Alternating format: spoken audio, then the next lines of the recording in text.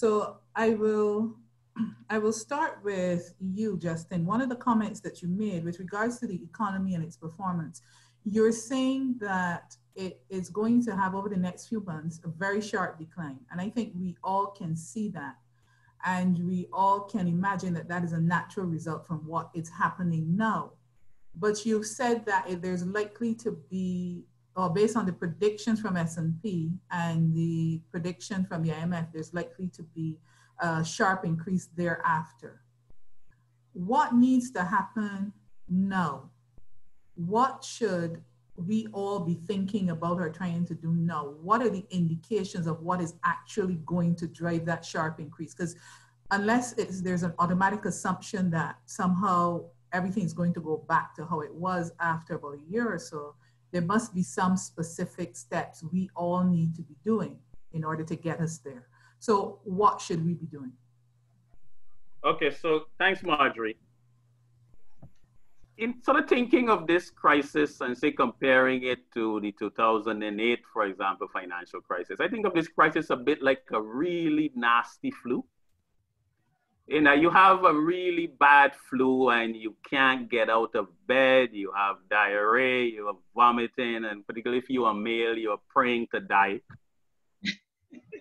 But then suddenly it passes, you know, and then you are okay. You get up and you walk around, you know, it puts you flat on your back. But once it passes, you can get back up. If you compare that to say something like diabetes or high blood pressure, it's kind of building up in you and the effects are there and they are stretched out over a long time. So for example, in 2008, the global financial system was broken. Repairing that could take a long time. So what I'm saying is that the projections for a swift rebound are based on the notion that the reason for the decline is because we've shut our economies to prevent the spread of the virus. But once you open back the economies, there wasn't anything structural or underlying wrong with the economy before it went in there, so it should go back to normal. What I was making on the slide, though, is that the risk is that in that down period, if enough people go bankrupt, lose their jobs, people have those problems, if enough businesses go out of business and so on, after the virus passes, you will have lost so much productive capacity. So that capacity to rebound will be limited. So at the personal and so the corporate, personal, governmental level, the challenge really is to minimize the damage done in this period so that you can capitalize on the rebound when it happens. Unfortunately, in crises like these, the player with the greatest capacity to help minimize that down is the government, is the state. So there's a crucial role for the government, and we have seen this happen around the world, where governments have launched unprecedented stimulus packages. I think we've learned a bit from 2008, so the response this time is a lot faster. So some say the governments need to do what they can to protect households, as well as businesses, so that you have that productive capacity to rebound.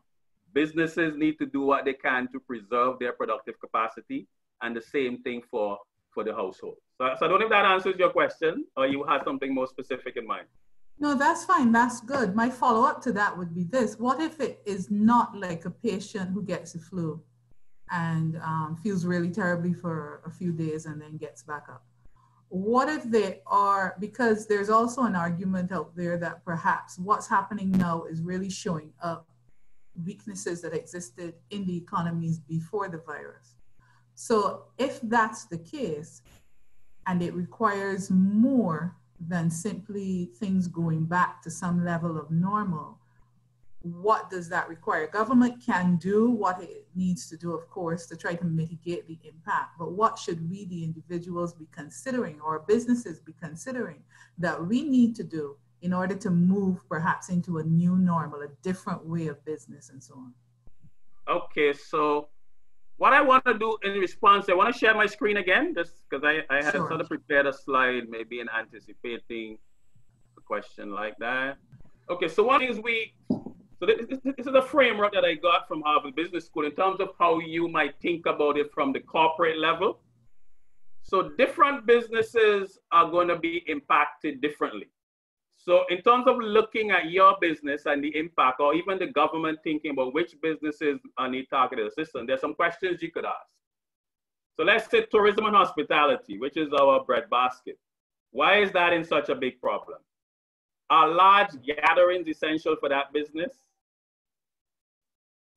Is close human interaction essential? Is hygiene or the perception thereof important? Is it dependent on travel, business, and leisure? And is that expenditure postponable? So if your business is high in all of these categories, then the impact of this crisis on you in the short term is going to be extremely high. And in that environment, a business like that has to go into survival mode. It's really a matter of preserving cash. Firms like that might have to move to layoffs, putting employees on short time. There are different ways in which you seek to manage your costs. Your largest cost is typically labor. How do I minimize that? Do I lay off people? Do I cut salary? So I keep people employed, but I reduce my wage bill by cutting salary.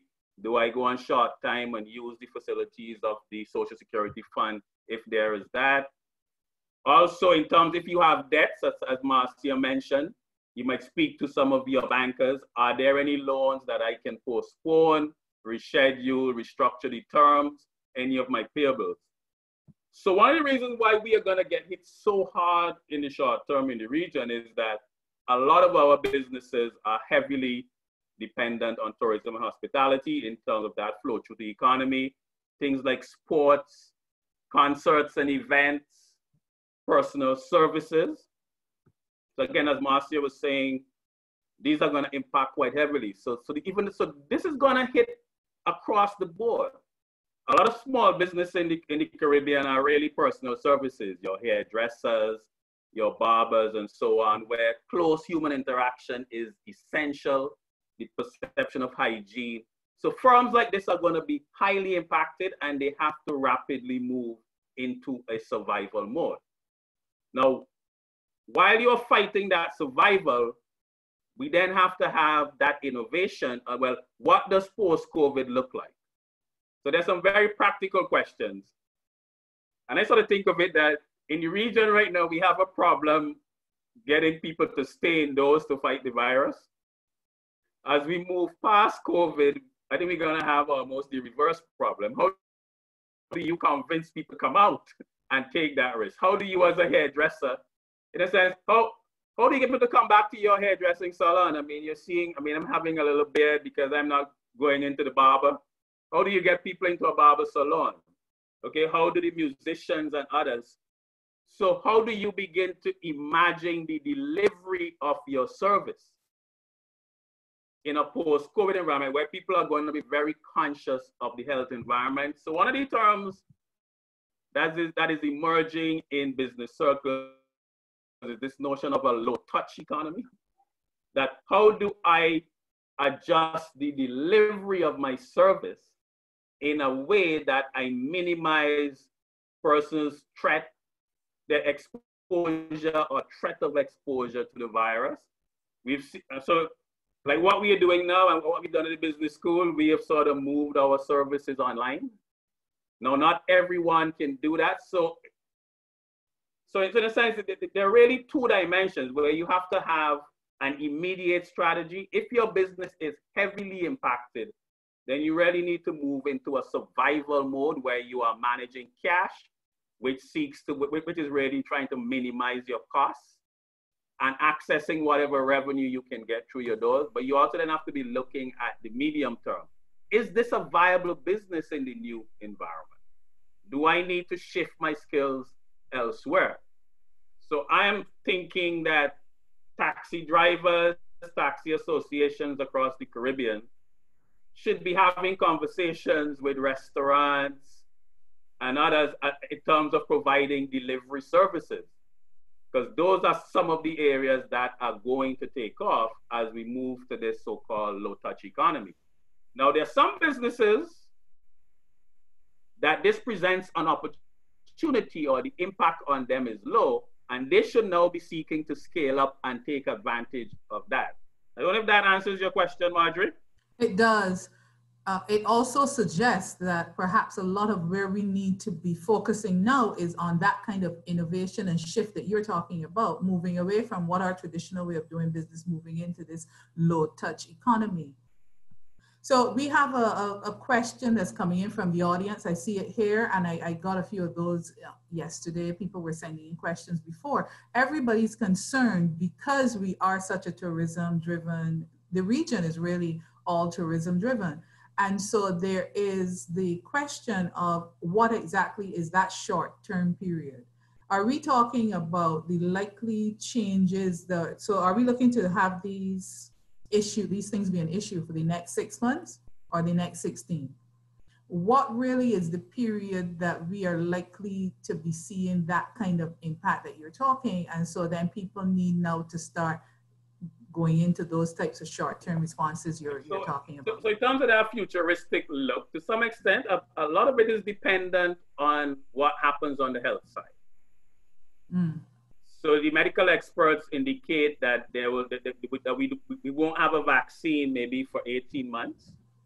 At least. My own sense is that if you are heavily dependent on cruise tourism, I think cruise tourism is more an 18 to 24 to normal. In terms of the long stay tourism, I think that's dependent on the health outcomes. Even if you don't have a vaccine, are there effective therapies or things like rapid testing? Because what people envisage is going to happen is that as the airline industry seeks to reopen, that to board a flight, you might need to take a rapid test to see whether you are positive or not, or show a certificate of immunity that allows you to board the flight. Again, if you go back to my opening spiel, it's going to be important, I think, for our governments to invest in our ports of entry and our healthcare infrastructure so that tourists and others see the Caribbean or these islands, that these are places that are safe in inverted commas to go to in the post-COVID environment. I'm thinking of it a bit like what happened after 9/11. So many of us can't remember what it was like flying before 9/11, but I used to get to the airport half hour before, and people used to come up right to the door with you and so on. Now we have these long check-ins, you have to take off your belt, your shoes, and these are there with us nearly 20 years after. So I anticipate that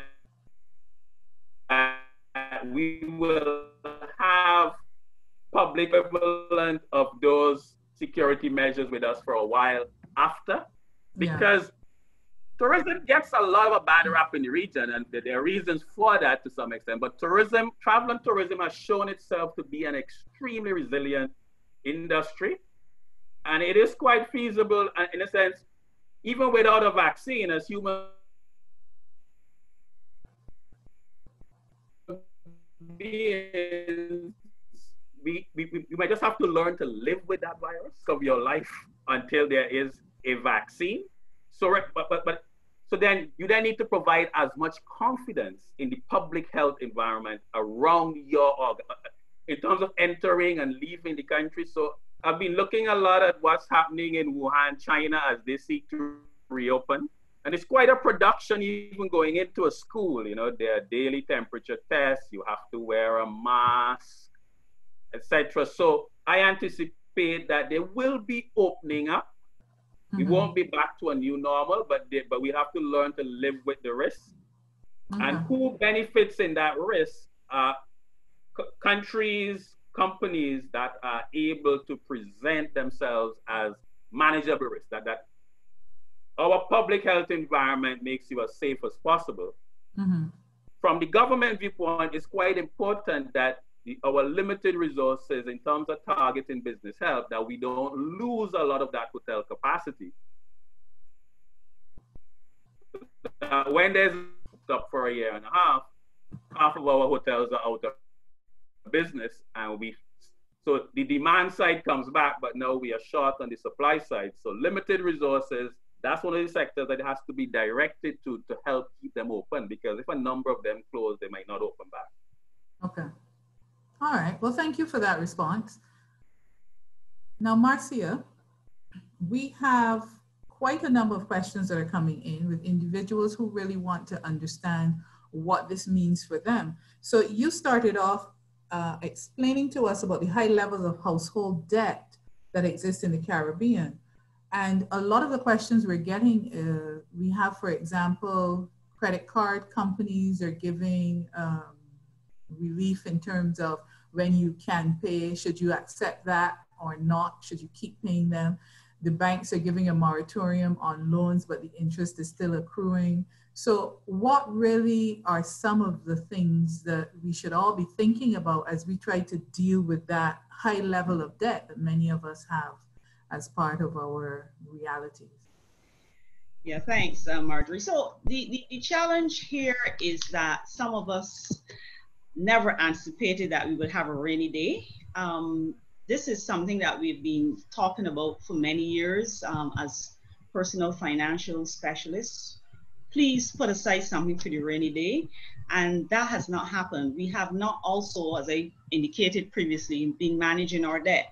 So I think that some of us are prepared, however, but not enough of us are prepared. So those who are prepared really adhere to the message that was being sent out there. The reality is that the future is uncertain. It's cloudy. We don't know how long this event will last for. But as I said before, we need to do a couple of things. We need to know where we are at, first of all. So we need to know what our savings are. We need to check online. We need to go on the ATM and so on. We need to know how much we're spending on food, on mortgage. And I just want to warn persons, do not increase your expenses. You know, if you're hearing about Netflix and all these really great shows, please do not go and add Netflix. But to come to the question of organizing, responding to the banks, I think that if you have a personal relationship with your banker, you need to speak to them. I can tell you that from my experience of several years in banking, banks do not want to sell your property or foreclose on your property, or they don't want you to default on your loan. They want you to pay your loans. So they're willing to work with you. So yes, I mean, the bank is a business, so they are going to want to as well continue to recruit the funds that they're deferring at this stage. So the reality is that you need to speak to your banker and have that conversation. I also want to say that this is a bit of a quiet time. I want you to take stock of your family and your community resources. I want you to recognize the changes, even if temporary, of the impacts on your household financial affairs. I want you to set spending priorities, involve the whole family, and plan to pay your creditors, and then make your action plan. I would say though that for those persons who have lost their jobs and there's a strain on their income stream, one of the first things you should do is to really check with your Social Security entity. It may be the national insurance entity in your country, and check to see what is available to you. Find out what you can, if you can file for unemployment and so on. And then secondly, you need to speak, as I said, to the creditors. Call them directly, speak to them. You may need to ask, for some of the businesses, you may need to ask the utility companies to turn off your service for a period. And you may need to flatten your expenses as well at this time. Healthy, low-cost nutrition meals should be the order of the day. Search the cupboard, clean up those items that you've had hanging around there for a little while. But I just want to say that while there's a lot of gloom and doom, there's room for opportunities. And I think this is the opportunity to really take stock of your debt situation, right? And to really address the issues that you are facing at this stage. Sometimes, as I alluded to in my opening remarks, you may have gotten into debt because of some type of peer pressure. We need to address that. We need to really consider the types of debt that we have. If you're paying a significant portion of your debt at 22% and over, 21%, 22%, you have to really take stock and see how long you've run that debt and what you need to do. So I usually recommend the avalanche report approach, where you will list all of your debts with the highest interest rate first, and you try to pay off those first, right? As you pay those off, you direct the additional funds to the next highest one, etc. That is the fastest way to pay off your debt. There are others like the snowball and so on, where you pay the lowest one and come up. But I personally have experienced and done this avalanche approach, and I'm telling you that it works. So just to go back then to your question, I think that we need to really write down where we are and try to figure out. And if we don't know where our rates, what our rates are that we're paying, we need to find that out. Call the bank, find out, or the institution, whichever financial institution, it might be a credit union or so, and you need to be able to bed that down, right? That's the first step, understanding where you are. Marjorie, because I was getting a message in the chat there about what are good investments at this time. And following on from what Marcia was saying, I think it's important that you know where you are, because if you're gonna invest money, in terms of many investments, money being invested in a risky investment has to be money you can afford to lose. And in an environment, especially like now, cash is king.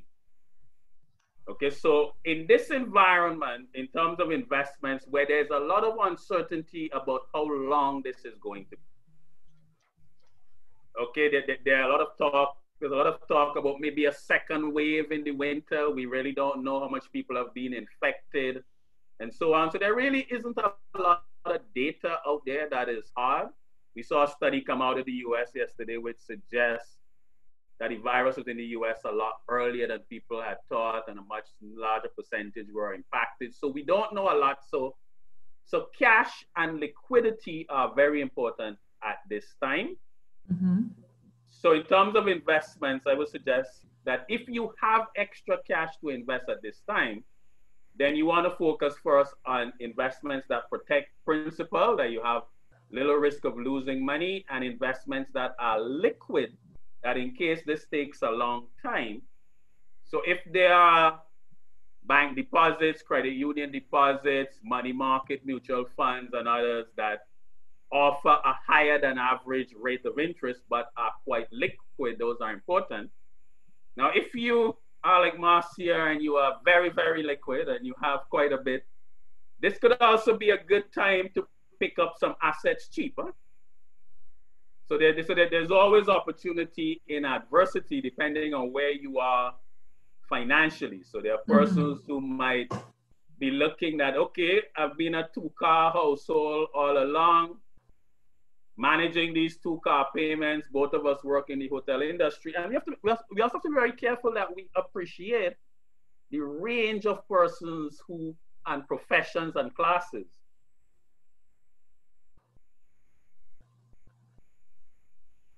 So my contemporaries in the US, a lot of the people who I speak to in the US are medical doctors, and you would think doctors are in demand now. But what my friends tell me is that they make most of their money from elective surgeries, and elective surgeries have been canceled. Corporate lawyers are struggling. So as the economy shuts down, this affects across the board. So persons might be readjusting their assets as they try to cope with the new environment and the uncertainty. So persons who have cash, you can actually be able to acquire some assets at quite low cost. Now, obviously, if you are going to tie up your money in assets that are not so liquid, you should be in a position where you have enough cash to get through a relatively long period of time. And also then, if you have resources, identifying the growth areas at this time. So can you use, if you are laid off, can you use your vehicle to become part of some sort of home delivery business?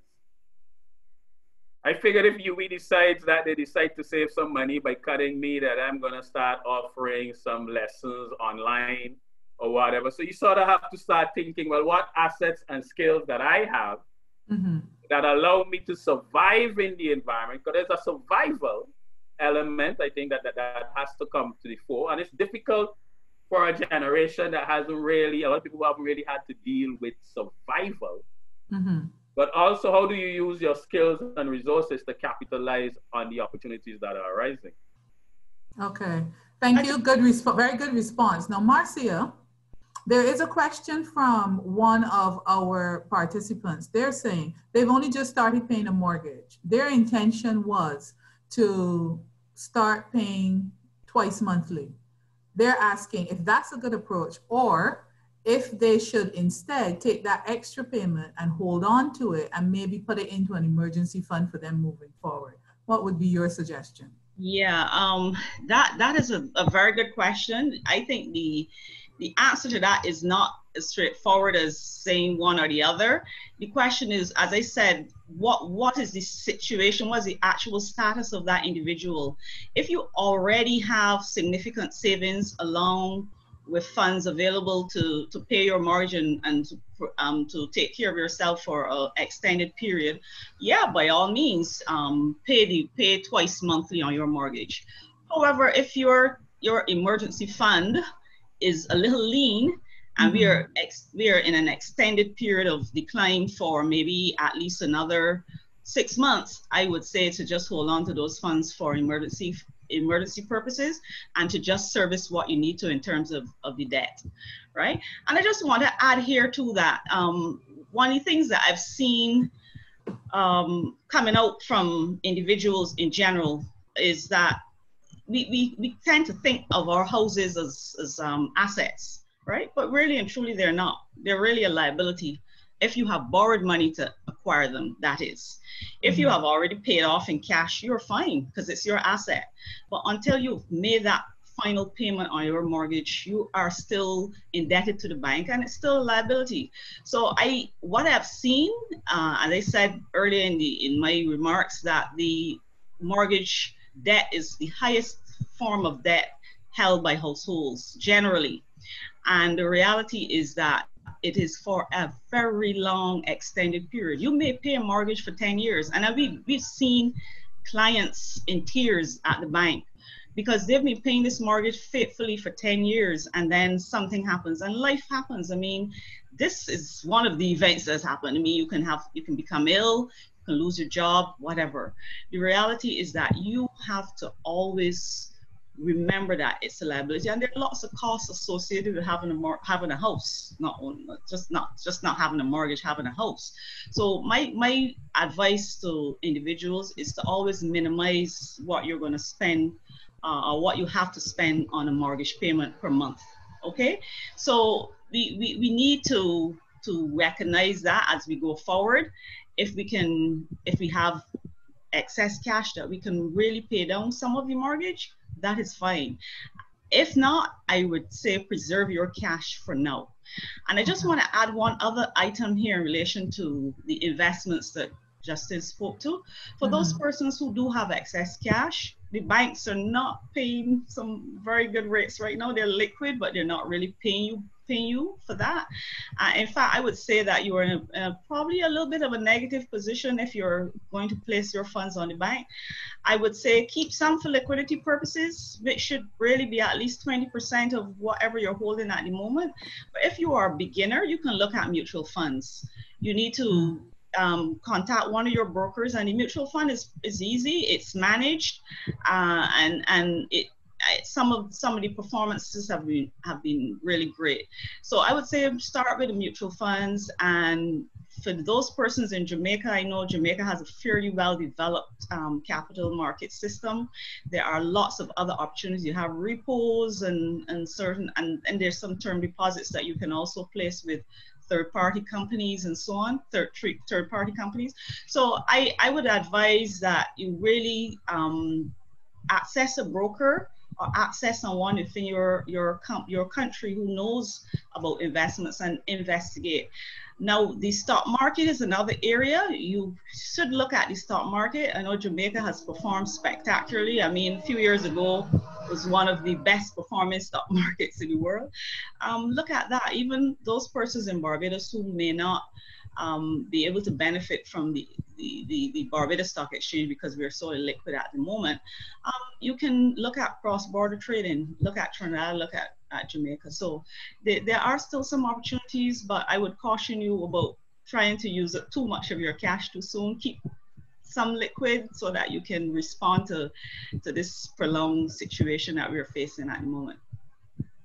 All right. We have another question here where some individuals are asking, what do you think people should do, those who may currently be already invested in stocks? What should they do now? Should they be transferring to fixed income investments? I would say,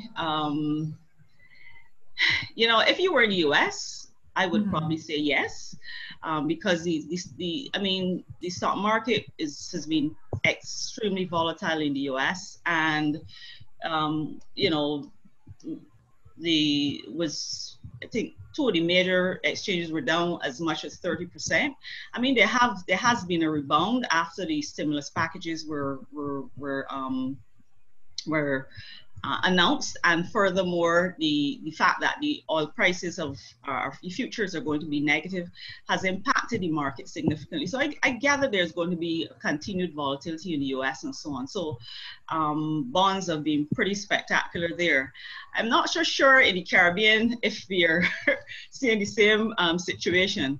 I would say that you really have to take stock of what your risk appetite is.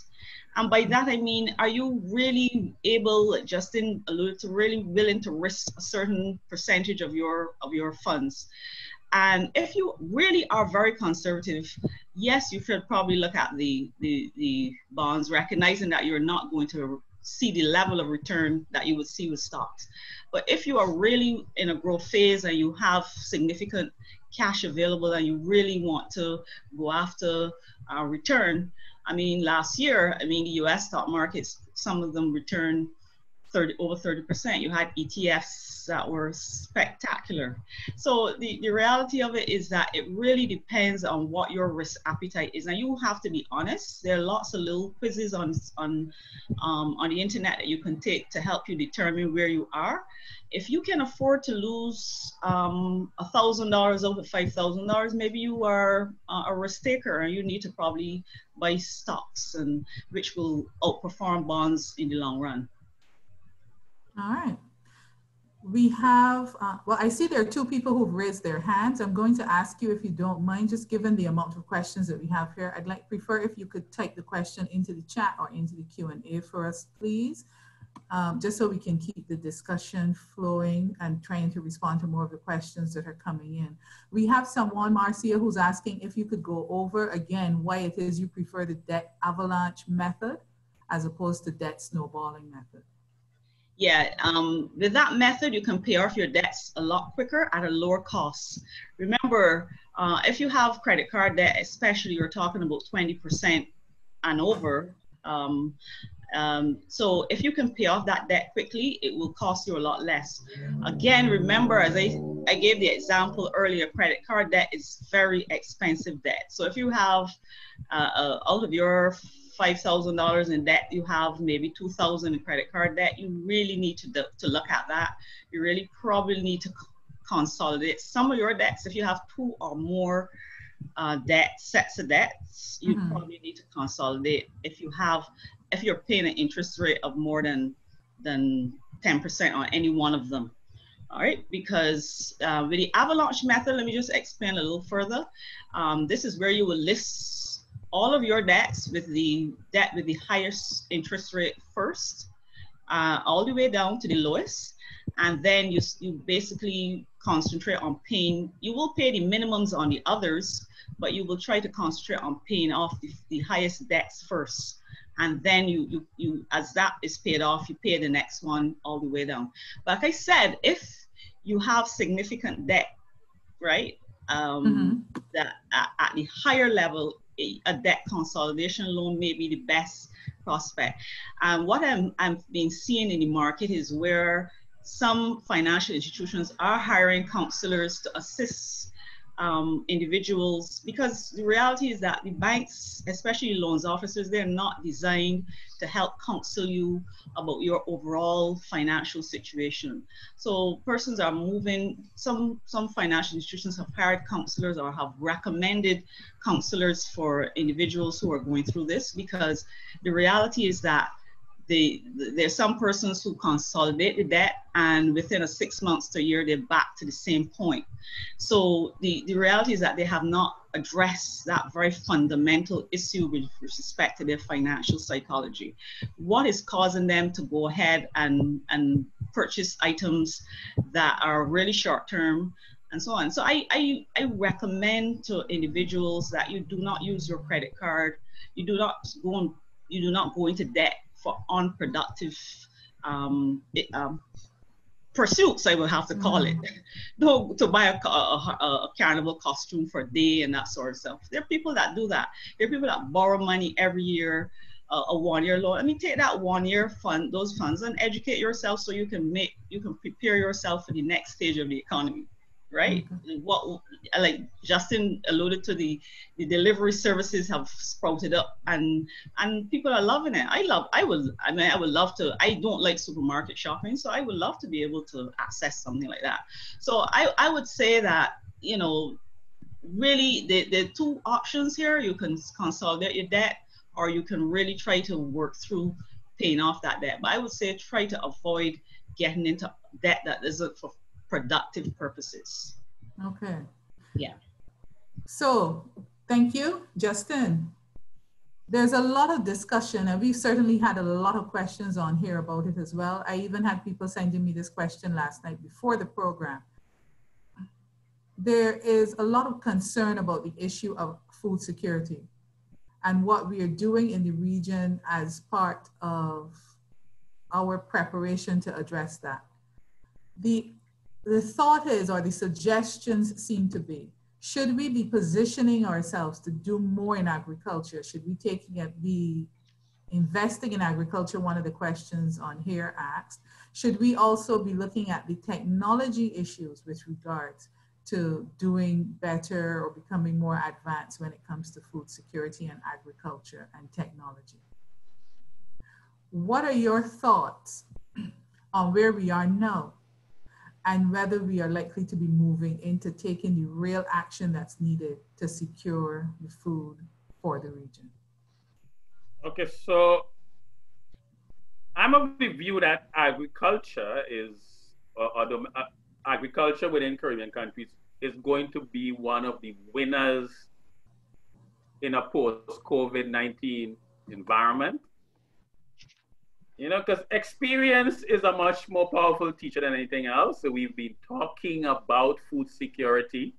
It's a nice concept and everyone pays lip service to it. But when you can just bring in all those wonderful brands and variety, and maybe the lower cost coming into the ports regularly, then there isn't really the incentive to make that shift.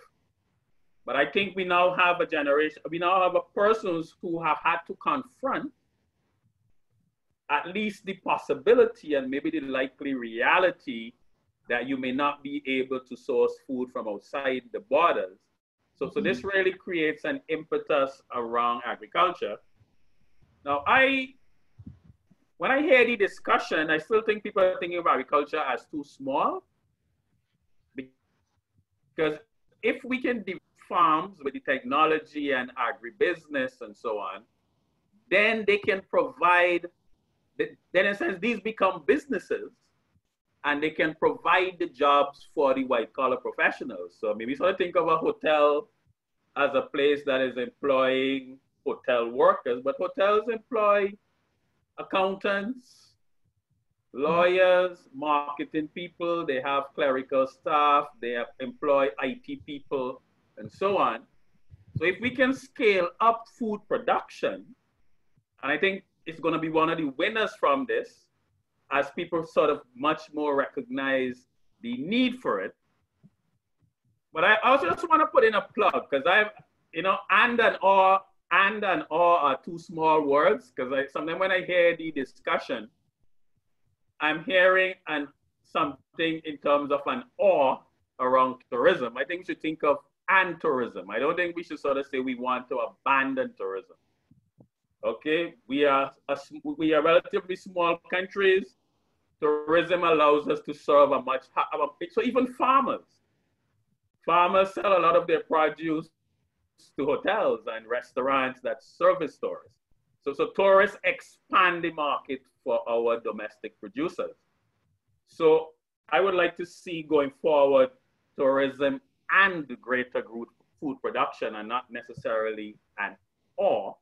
The technology will be important, maybe in terms of removing the stigma. Because, you know, I once did a study, because I have some colleagues used to always say, but, you know, all the incentives are there for tourism and not for agriculture. But in most Caribbean countries, that is actually not true. There are significant incentives around agriculture. Sometimes it's abuse. So, I mean, a lot of these fellas you see in the Caribbean driving around pickup trucks, they have somehow managed to qualify as a farmer and are bringing this in as an agricultural vehicle, but it's not been anywhere near a farm. So there are significant incentives, and there's a whole infrastructure around supporting agriculture. I think so far we have gone for the convenience of importing the food. It's branded, it's in pretty packages, it's been available, it's probably cheaper. But this certainly now is a moment for domestic agriculture to take off. And that's one of the post-COVID things we are seeing. So in terms of business management circles, we see that what we call the adoption cycle for things have been shortened. So sometimes people take a long time to adjust to something. What the crisis is forcing us now, or giving incentives to adjust quite quickly. So we've been taught online learning at UWI for a long time, and we've completed our semester online. A service in the US says that about 40% of the population had never done online purchases before. But since the crisis, 25% of them have. So agriculture, which feeds food security, I could see that as really one of the winners coming out of this. And I think unlike the popular perception, the fiscal incentives and so on are actually in place. Okay, so if we want to get to the stage, let's say the average Joe is interested in investing in agriculture. Short of me deciding that I'm going to start my plot of land up there and start digging it up to plant, how do we get to the stage where individuals can be investing and supporting agriculture? Not just by buying the produce, but actually seeing it as a viable investment for whatever limited funds you may have to invest in a growing industry. Okay, so in a sense, in terms of the food security, then we are seeing two aspects. Okay, one is as we get into that survival mode, because in terms of this crisis, you know, your first job is to stay on the playing field. You have to survive. You have to be in the game. So supplementing, in terms of managing your budget, a little backyard gardening, having something for your own subsistence, I think is an important. And that's probably going to spring up. Probably springing up already. I mean, I have some abandoned beds at the side of my house that I'm gonna go outside and get going, and my thumbs are not very green. And as I said in my introduction, in terms of the targeted government responses, the government, we are not the United States, we can't have $1 trillion rescue package. Our limited fiscal capacity has to be targeted at key areas. I said, one, the public health infrastructure. We have to have our healthcare facilities, capacity to test, our hospitals, because even outside agriculture, tourists are not going to come back to Jamaica or St. Lucia unless they are convinced that when I go to, that the St. Lucia airport has that infrastructure that is the public health, that hotels, they have that public health, and that if by bad luck I get sick in St. Lucia, that they have ventilators and I can get that treatment. So that's one area that the public funds have to target. But agriculture, supporting agricultural business, even putting some seed capital, pulling together the resources to get agricultural production at a certain scale off the ground would be one of the areas for the targeted government assistance. And some of the assets that are going to be idle, assets that are going to be idle are going to see significant reduction in their demand for their goods and services in this period. This is an area where they can pivot some of their resources to. They might have land. They might have access to capital that they can borrow. They have managerial expertise. They might have access to distribution channels. So I'm seeing scope for an allocation of capital into this new emerging area, and that the state should do what it needs, what it can in terms of incentive, tax breaks, upfront cash to encourage that development. I don't know if that answers your question, or you wanted something more business specific. No, that's fine. That's a very good question. One of my team was just pointing out that we have quite a few other questions online. We have a question here.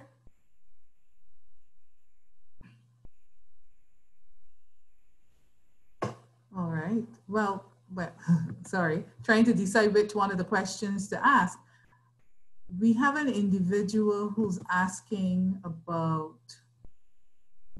what government should do in terms of incentives for those countries that are at risk. They're high-risk disaster countries is how it's being described. And they're asking whether or not government should be giving stimulus package to those territories, seeing that soon we are likely to be entering the hurricane season and funds are limited. What are your thoughts on that? Okay, well, I'm of the view that Caribbean countries don't have a lot of financial capacity to do that. One of the things that I've called for, and I think this is something that I think CARICOM should really band together and do. One of the main threats to Caribbean countries from this crisis and so on is what's going to happen to our foreign exchange reserves and possible pressure on exchange rates and devaluation, depreciation. In 2009, when you had the crisis, a bit late, the IMF had made a special issue of what it calls special drawing rights, which was given to countries as a way of bolstering their reserves. I think the Caribbean countries, CARICOM, should really be putting a strong voice at the IMF for that to be done again quite quickly, so we don't have to worry about exchange rates. The IMF has also introduced a new emergency line of credit. It's a kind of a credit card for countries. Again, I think our countries should seek to access that as a way of making sure that with all the you manage the issue while you manage this crisis. There's also the issue that a lot of Caribbean countries have, in terms of how they are measured, we have a high per capita GDP, and we often can access funds from the international community at concessionary rates. So we have seen that there's been a lot of debt relief to the world's poorest countries. I see a case again for CARICOM making a strong case that tourism-dependent economies are especially hit in this case, and they deserve a special carve-out and treatment within the international financial system. Because in answering the question, the Caribbean countries do not have the financial resources to do the stimulus packages of the scale that are needed to effectively mitigate the kind of economic losses that we're gonna see through, that we're gonna go through here. So okay. The multilateral system is there for times like these. This was not a crisis of our making. You can't blame it on bad local policies. This is a global crisis that made its ways to our doors and really threatening to put us on our knees. And the multilateral system would have failed small island developing states like the Caribbean if it were not able to provide special financing windows to help us get through this difficult period. As someone reminded us, as soon as we come off these lockdowns, we are going to be into the hurricane season. Yeah. All right, thank you, Justin. We have As I said, quite a number of questions. We're going to try to get through some of them. We are likely, therefore, to go over our official end time. I hope our participants can stay with us as we go through this. Marcia, we have a question here. As a means of being creative in this environment, would this be a time to take the risk and start a new business? Yes, of course. I would say this is a perfect time. You have the time to do the research. There's clearly, obviously, opportunities that are emerging. Like we said, the delivery services is very, there's low-hanging fruit that you can see right there. But there are many other areas that are likely to become, really important. For instance, there are going to be several of our older folk in the community who have never used computers before, who have now to go on become computer literate. So there's going to be opportunities to train those persons one-on-one and to get them up to par with what they need to do in the future. They're going to need to use online banking. They're going to need to use ATMs, etc. So there are also opportunities, I believe, with respect to providing accounting services and other financial services online. Giving people the opportunity to learn a lot more about what's going on around them. And I think that this is, one of the positive things that have come out of this whole COVID situation. We have become a lot more acutely aware because we have the time. And I think that we should do the research and make sure we are ready for the next steps.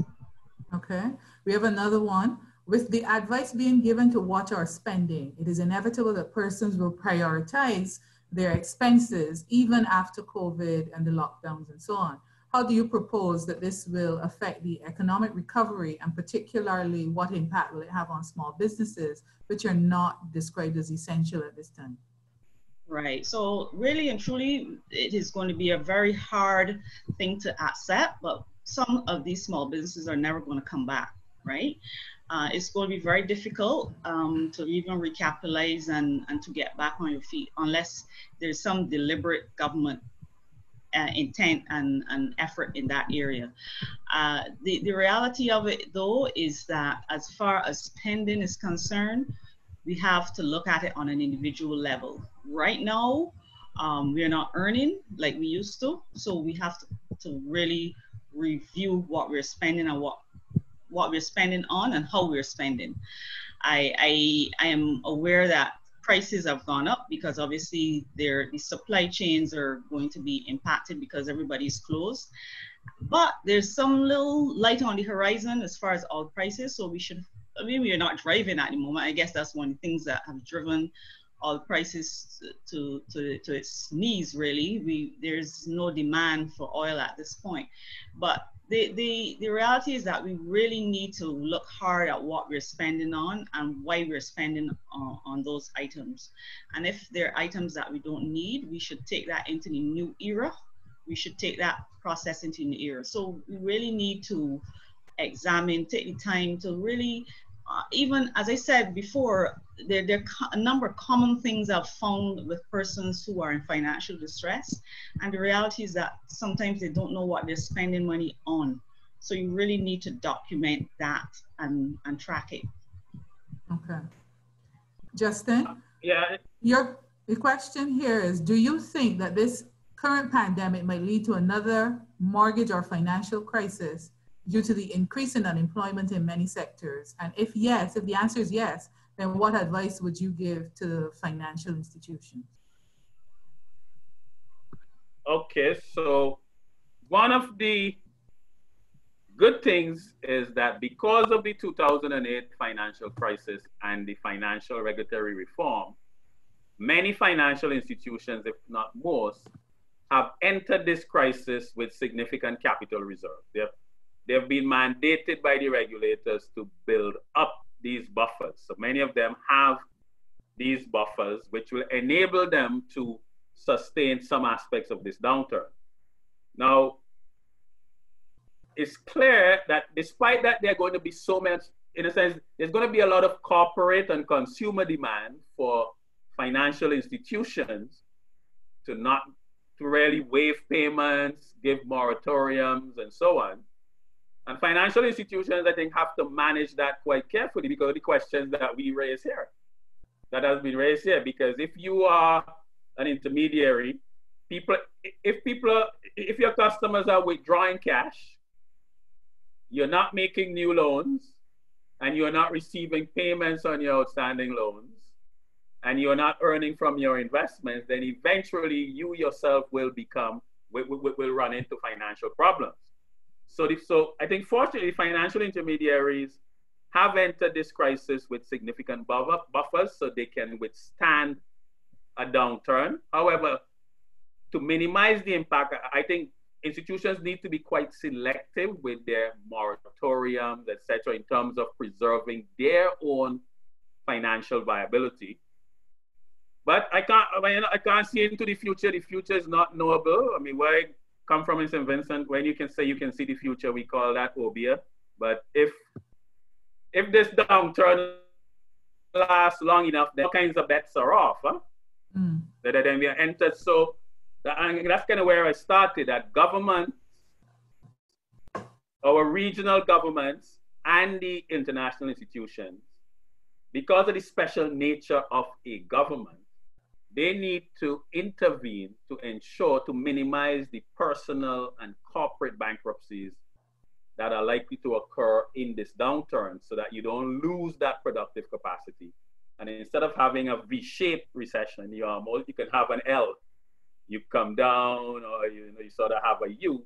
So really there's a significant role for government policy and the multilateral institutions. That's what they're there for. That's what they were set up for, to really assist the private sector through these unique periods.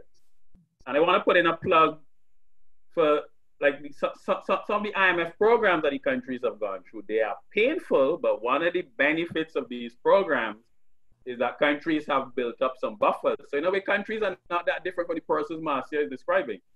Your ability to get through this depends on how much financial space you have, how much savings you have. So how much debt capacity. So if the government is fully borrowed up, then it really can't borrow much more from creditors. Okay. Marcia, we have a comment here that there's been a lot of talk about debt management, but it really means nothing without an income. So for individuals who perhaps don't still have an income coming in because they've lost their job or they own a business and it's not essential, so it's not working, what tips or advice, suggestions would you give to them? Your mic is muted, so we're not hearing you. Sorry about that. No, as I said earlier, does that individual or those persons, do they know where they're at? Because that is absolutely the starting point. If you don't know what you owe, who you owe, how much you owe, and for how long, and so on, you're going to be like shooting in the dark. You need to get a comprehensive look at where you are as an individual or as a business. And I know that many small businesses suffer from this. They are,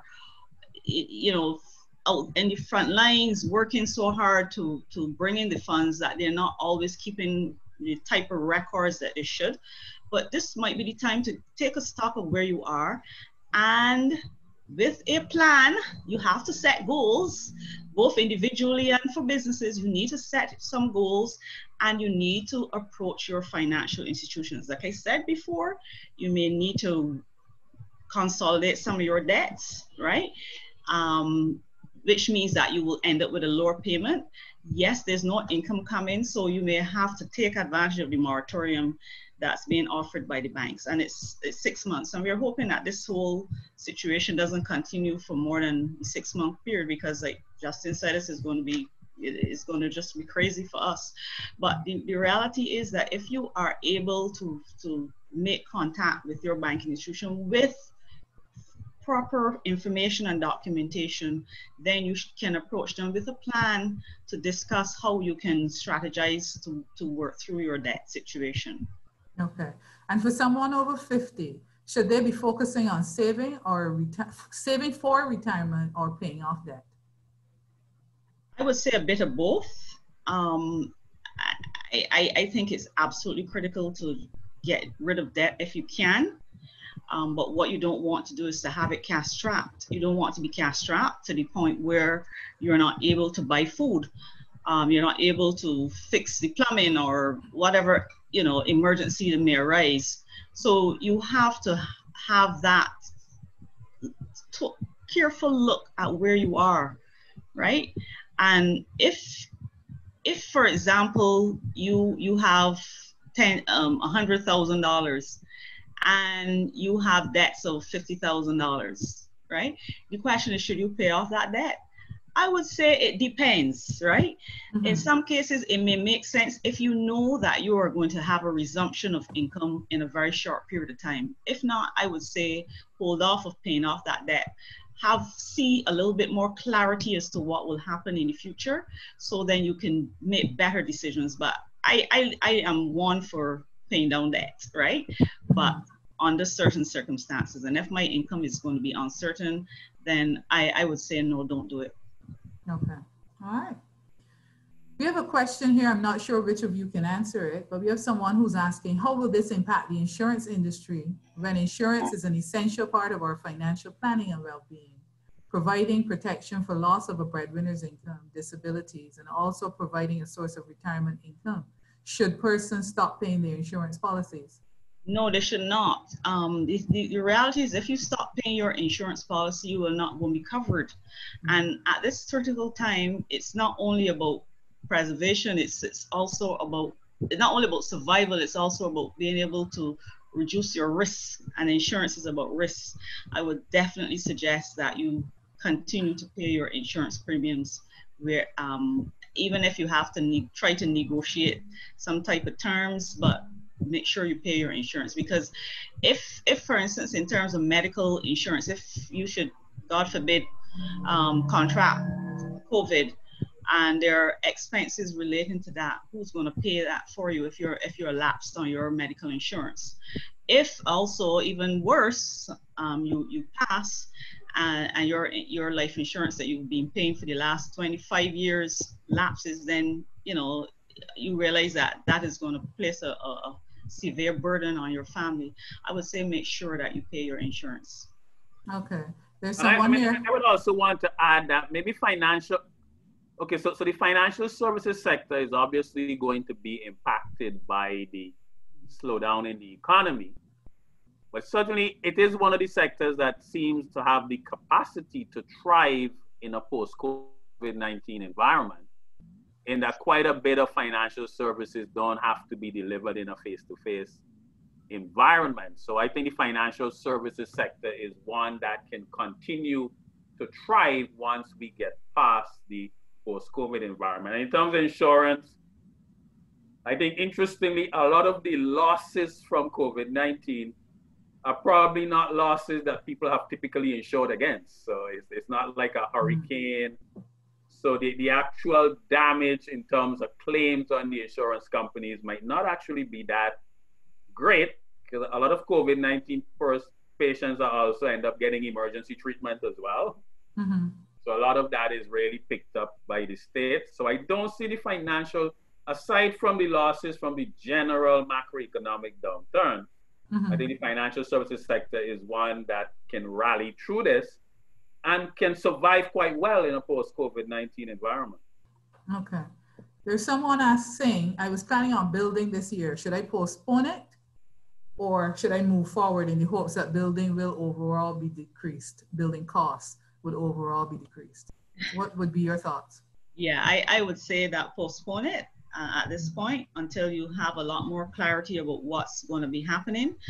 I think there will be a mix of things that are probably going to come out of this. Remember that most industries have been closed down, and companies are not manufacturing at the same rate that they used to, because obviously they cannot bring together all those workers. So I think that initially you may have a situation where prices may be a little bit higher for some items, yes. And then it may settle out later. But I would say wait and see what will happen first before you go ahead and start to turn the sod on that property.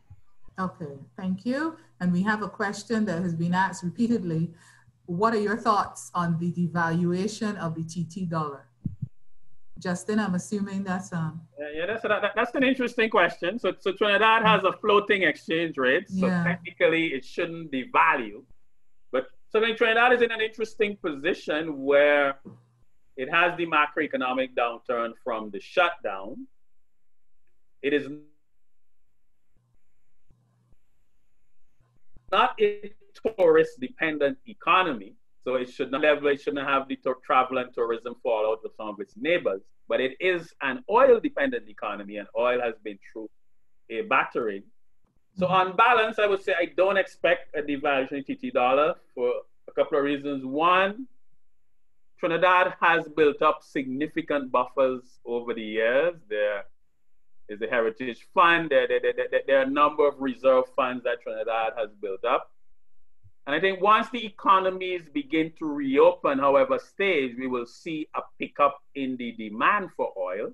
So I think oil is something that will rebound quite quickly as people get out of their homes and begin driving again and so on. And eventually the war between Saudi Arabia and Russia will somehow work itself out because it's not to anyone's advantage. So I think Trinidad can rebound faster than the neighbors because it's not as tourism dependent. Okay. So I don't anticipate that devaluation. All right. And we have two questions related to investments. One, we have someone who's asking if you have investments in the US and Canadian stock markets, would it be better to cash in most of them now or just hold tight if you don't need the funds? And the other one is asking you, what are the best types of businesses to get into during this time? I would say that if you have money in the Canadian US stock market and you don't need the money, then it's best to leave it in terms of diversification, because the US is a largely domestically driven economy. So once the US opens back up, their economy can rebound much faster than us. So in the Caribbean, it's not just a matter of us opening up, it's a matter of others coming into our economic space. So in a sense, if you live in the Caribbean, where you have the macroeconomic risk of the Caribbean, then if you have some savings in another environment that are not subject to the same risks as the Caribbean, it's good to keep them there. So I would suggest that if you don't need the money, I think that's an important point. If you don't need the money, you can keep them there and benefit from that diversification, not having all your eggs in one basket. Your labor income is concentrated in the Caribbean. The extent to which your investment income can be in a different macro environment, I think is useful in terms of your portfolio. Marcia, we have someone saying, I'm relatively new to living in the Caribbean. Being based in Barbados, what is the best way to source a broker or financial advisor? Yeah, call Marcia in a person. Call Marcia and give us some business. Yeah, apart from that, there's several organizations that you can contact. And the banks, the large banks, First Caribbean and Scotia, etc. They have brokers, and they're also the three-part companies like Signia. Sorry, I don't want to be advertising for these companies really, but Signia and Consolidated. You can contact those companies and get some assistance in terms of facilitating your purchases and so on. I just wanted to add though, in relation to what the previous question is, that there's a very good possibility that in addition to thinking about the macroeconomic impacts, that you are likely to probably face some losses if you liquidate your portfolio at this time in terms of the US equities and so on. So that is not something that you might want to absorb at this stage with all the other losses that you may be facing. So I would say agree 100% with Justin that you avoid just hanging there. I think the markets are going to rebound. I think the large stimulus packages, the 2 trillion and now the other 430 billion stimulus packages are going to work. And I think that the president, though I don't always agree with the president, I think that there's going to be, the country is going to reopen sooner rather than later. So I think that we will really see the markets come back, and because the oil prices have been a dampener, I think that those also are going to rebound as well as people start to move out of their homes and get out again. Okay. And we have another question from someone in Barbados asking, they hear a lot about investments. Please give an example of good investments for the average homemaker in Barbados. What could they invest in? Right. For someone who's a bit unsophisticated, and I don't mean that in a negative way, someone who's now starting out, who does not understand how stocks work, how bonds work, etc. Like I said, you can go to mutual fund. A mutual fund, basically, you have Fortress, you have Royal Fidelity, you have a couple of them here in Barbados.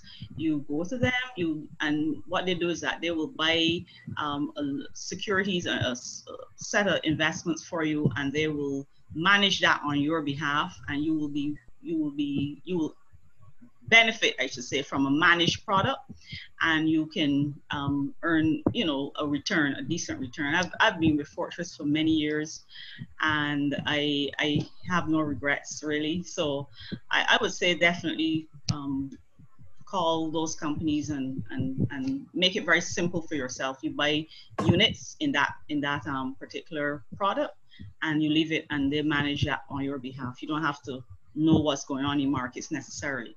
However, if you want to move into a situation where you learn a lot more about what's going on in the markets and so on, then you should get a broker and have the discussion with the broker and start to look at the various stocks that are available to you. Unfortunately, our bond market is really only open in some cases to the institutional investors. The government has pretty much walked out of the market because of the domestic debt restructure that we had in 2018. And so there aren't any opportunities to buy treasury bills or any type of fixed income instruments. So I would say then, just focus at this stage, if you're unsophisticated and don't really know too much about investing funds, just invest in mutual funds at this stage. Okay. We have someone also mentioning that Sagicor Asset Management is also a good broker Sagicor that can be contacted as well. Sagicor. Now, say a little bit about why it is a better option for the quote unquote unsophisticated investor to choose mutual funds over trying to invest in individual stocks. Right. So trying to invest in individual stocks means that you have to understand a little bit about what's going on with that stock. You should be following the market so you can know when to buy, when to sell, et cetera, et cetera. The same thing with bonds if they are available. As I said, the corporate bonds that are being issued, and there are very few of them in the local market, you really are really available in large tranches to institutional investors. So the individual person will not have access to that. You can possibly look at placing a term deposit with your credit union and so on. But I would say that the mutual fund is managed for you. There's a cost, like for every product that you purchase. However, you don't have to worry about checking to see what's going on today in the market, see if there's some type of announcement that it may impact your stock negatively and that sort of stuff. So if you are really want to educate yourself up, that is great, but that's a good point to start. Yeah, and buy and hold is always a good policy when it comes to investments as much as we can. Yeah, if buy and hold is a strategy that you can look at, provided that you're following the market. Because if I've known several people who bought products and held them and never looked back, but the market moved, and it moved so significantly. I remember back in the 90s, Nortel, there was a former employee who got stock options, and he was really rich. He had left Canada and gone to Brazil to retire, and he was quite happy with the fact that he had $25 million in Nortel stock, right? And he completely ignored what was going on with the stock until it whittled to $1 million. So I would say that if you are going to be the type of person who's going to really monitor those stocks, I mean, that's not going to be as much of an issue with the local stocks because they don't trade that much. But if you're going to be investing in any stock, you should really be checking and to see what news is coming out at any point in time that will possibly impact the ability of that stock to perform. Okay, and the final question, what is the options for cross-border investment? Are those available for all CARICOM states? Well, I would say that the key thing is to get a broker, to contract with a broker, and that broker can then provide you with access to the regional stock markets, and that's the easiest way to do it. I don't know if Justin has anything to add on that.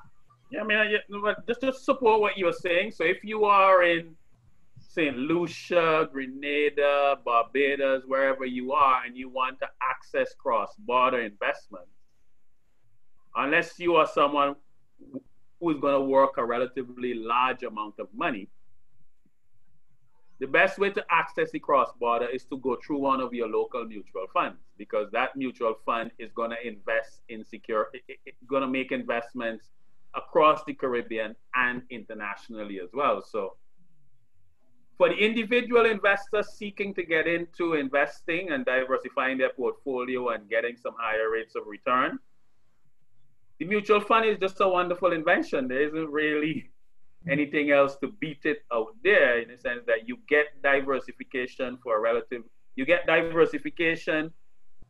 professional management for a relatively low cost, really. So investing in your local mutual fund is more than likely going to give you access to cross-border investment simultaneously. Okay.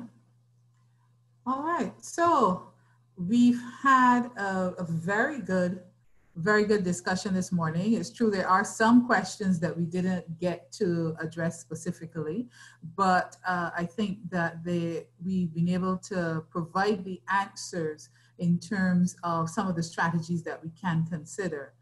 You can feel free to get in touch with Marcia or with Justin. Email them your questions, because I know that for many of you, there may be some things that you're still thinking about and you still would like some perhaps personal advice or suggestion. And both of them, as trainers, as tutors, are used to being able to assist, and where they can, they would be willing to do that. So I'll just ask both Justin and Marcia to just state their email address so that you can take it down quickly. You can forward your follow-up questions to either one of them. So Marcia, what's yours? Your mic is still muted. Mic is still muted. Yeah, sorry. Prosperity, PROSPERITY, FG consulting at gmail.com. Prosperity, FG consulting at gmail.com. Okay, thank you. And Justin, best way to get in touch with you would be? Nothing so fancy as Marcia's email there. justin.robinson@cavehill.uwi.edu. So justin.robinson@cavehill.uwi.edu. All right, thank you very much.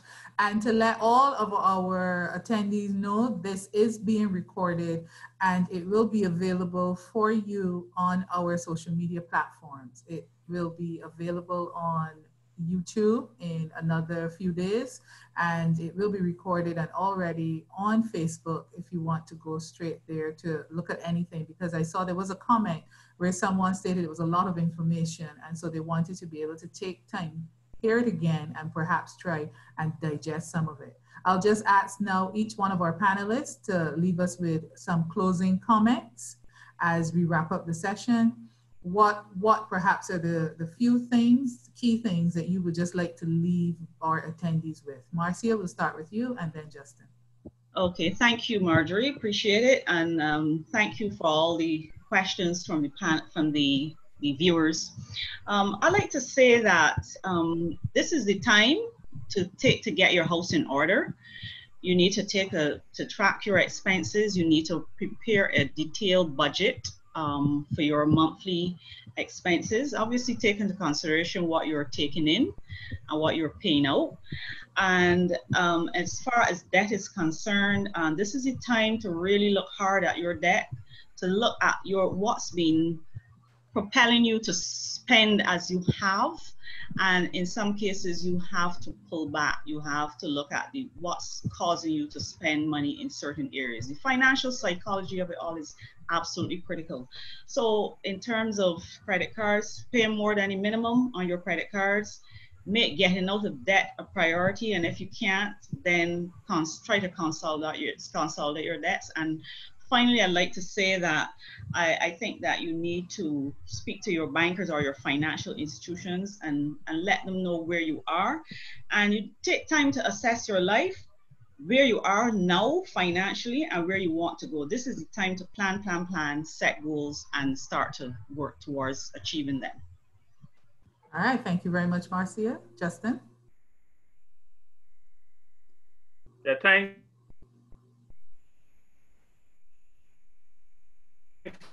I think we're going to go through going to be a difficult and painful period for Caribbean economies, businesses, and all of us as individuals. I don't think anyone's going to get through this unscathed, but we will get through it. I think this is a moment for CARICOM solidarity. I think the scale of the challenge is too large to handle at an individual country level. But I think this is a moment for CARICOM to come into its own in terms of promoting regional food security. We can't have food security really on a national basis. It's just not a practical strategy beyond the sort of household subsistence level. So I think this is a moment for interregional collaboration in terms of interregional transport. We've talked about that for a while, because if we're going to have that food security, you have to be able to move goods across the region in a cost-effective and efficient way. We might be much more reliant on regional travel in the short term than international travel.